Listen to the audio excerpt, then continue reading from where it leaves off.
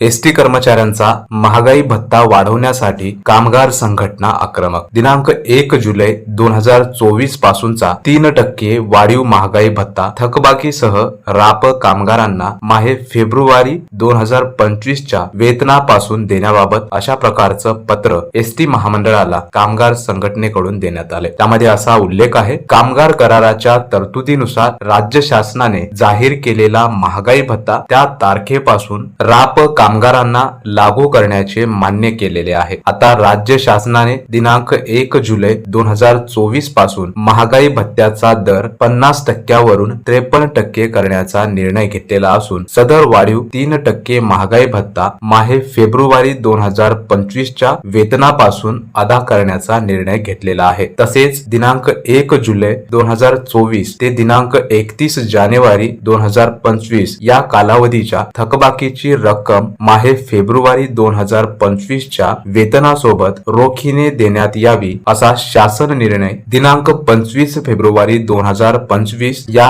अन्वये प्रसारित केलेला आहे. सदर शासन निर्णयाची प्रत माहितीसाठी सोबत जोडलेली आहे अशा प्रकारच्या पत्रामध्ये उल्लेख कामगार संघटनेने केलेला आहे. तरी वरील शासन निर्णयानुसार जुलै 2024 पासून वाढीव 3% महागाई भत्ता थकबाकीसह माहे फेब्रुवारी 2025 च्या वेतनापासून राप कामगारांना लागू करण्यात यावा. तसेच जानेवारी 2024 पासून वाढीव 50% महागाई भत्ता राप कामगारांना मिळण्याबाबत वारंवार विनंती करूनही अद्याप तो दिलेला नाही. त्यामुळे कामगारांत प्रचंड असंतोष आहे. तरी जानेवारी 2024 पासून वाढीव 4% 13 महिन्यांची थकबाकी ही राप कामगारांना फेब्रुवारी 2025 च्या वेतनात मिळण्याबाबत तातडीने कार्यवाही व्हावी ही विनंती अशा प्रकारचं पत्र कामगार संघटनेने उपाध्यक्ष व व्यवस्थापकीय संचालक महाराष्ट्र राज्य मार्ग परिवहन महामंडळ यांना दिलेला आहे. या निवेदनावर काय निर्णय होतो हे सध्या एसटी कामगार बघत आहेत. या निवेदनावर सकारात्मक निर्णय होऊन एसटी कामगारांना जेवढी काही थकीत देणी आहे ती थकीत देणी लवकरात लवकर देण्यात यावी अशीच अपेक्षा सर्वच एसटी कर्मचाऱ्यांची आहे. मित्रांनो, एसटी कर्मचाऱ्यांच्या महागाई भत्त्याच्या या बातमीबद्दल तुम्हाला काय वाटते? कमेंट बॉक्स मध्ये आपले मत नक्की कळवा. चॅनलवर नवीन असाल तर चॅनलला सबस्क्राईब करा. धन्यवाद.